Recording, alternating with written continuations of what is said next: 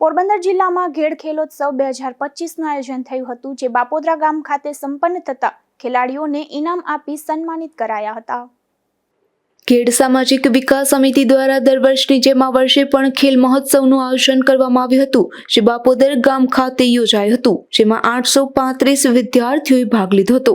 આ મહોત્સવમાં કુસ્તી, કબડ્ડી, રસ્સાખેંચ, ખોખો, લાંબી દોડ અને ટૂંકી દોડ જેવી વિવિધ રમતોનું આયોજન કરાયું હતું, જેમાં અલગ અલગ વિભાગો જેમ કે 14 વર્ષથી નીચેના, 17 વર્ષથી નીચે અને જનરલ વિભાગના વિદ્યાર્થીઓએ ભાગ લીધો હતો। ત્યારે વિજેતાઓને પુરસ્કાર આપી પ્રોત્સાહિત પણ કરવામાં આવ્યા હતા। રાજુ કારવદ્રા, ગુજરાત ન્યૂઝ, રાણાવાવ। હું વડોદરા આસ્થા ધોરણ 9માં પરિશ્રમ શાળામાં અભ્યાસ કરું છું। અહીં બાપોદર ગામ સમક્ષ યોજાયેલ ખેલ મહોત્સવમાં મેં કુસ્તી સ્પર્ધામાં ભાગ લીધેલો હતો। તેમાં હું કુસ્તી સ્પર્ધામાં વિજેતા બનેલ છે અને આ ગામ દ્વારા ખેલ સમિતિ દ્વારા જે આયોજન કરેલ હતું સ્પર્ધાઓનું, તેમાં અમે સારું પ્રદર્શન અમારી શક્તિનું કર્યું અને ગુજરાત સરકાર દ્વારા અમને સારું કોચિંગ મળી રહે અને સ્પર્ધાઓમાં આગળ વધી શકે તેવી તકો મળી શકે, તે બદલ અમે સરકારશ્રીને વિનંતી કરીએ છીએ। હું doctor Manish Kumar Jiladiya, director DLSS sports authority of Gujarat.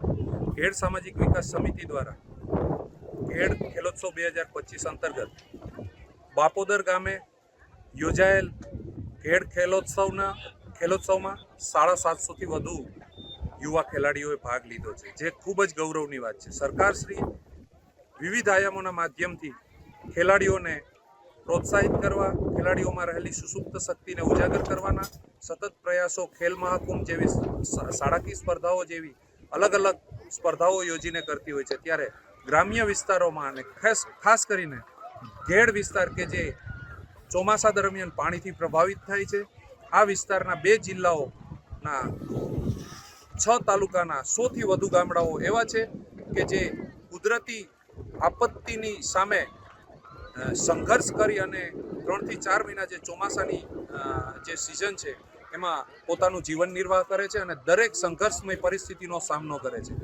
આવી સંઘર્ષમય પરિસ્થિતિથી ઝઝૂમતા પરિવારોના બાળકોમાં રહેલી રમત પ્રતિભાને ઓળખવા માટે ખેડ સામાજિક વિકાસ સમિતિ દ્વારા અલગ અલગ સેવાકીય પ્રવૃત્તિઓ થાય છે, જેમાંની આ રમત ઉત્સવ એટલે કે ઘેડ ખેલોત્સવ ખૂબ જ પ્રશંસનીય છે અને આ પ્રવૃત્તિના માધ્યમથી ઘેડમાં રહેલી રમત પ્રતિભાઓને આગળ આવવાની તકો પૂરી થાય છે। આમાં 7 થી 8 જેટલી રમતોનું આયોજન કરી ઘેડ સામાજિક વિકાસ સમિતિએ બાળકોને, ખેલાડીઓને ખૂબ આગળ વધવાની તક પૂરી પાડી છે, જેની સાથે સ્પોર્ટ્સ ઓથોરિટી ઓફ ગુજરાત પણ જોડાય અને તેઓને ટેકનિકલી સપોર્ટ આપી અને આ કાર્યક્રમને સફળ બનાવવા માટે, આ રમતોત્સવને સફળ બનાવવા માટે સ્પોર્ટ્સ ઓથોરિટી ઓફ ગુજરાત પણ સહયોગી બન્યું છે। ત્યારે હું એટલું ચોક્કસ કહીશ કે આ વિસ્તારના બાળકોમાં રહેલી સુસુપ્ત શક્તિને અમે ઓળખી અમારી ટીમ દ્વારા આમાંથી જે ટેલેન્ટ હન્ટ કરી અને આમાં જે બાળકો ગ્રામ્ય વિસ્તારેથી અહીંયા સુધી આવ્યા છે એમને ઓલિમ્પિક સુધી પહોંચાડવાની ગુજરાત સરકારના વિવિધ માધ્યમો, વિવિધ યોજનાઓના માધ્યમથી અમે તકો પૂરી પાડશું। ખરેખર ધન્યવાદને પાત્ર છે। હું સ્પોર્ટ્સ ઓથોરિટી ઓફ ગુજરાત વતી આ ઘેડ સામાજિક વિકાસ સમિતિની ઘેડ ખેલોત્સવ 2025ને ખૂબ આવકારું છું અને ખૂબ અભિનંદન આપું છું।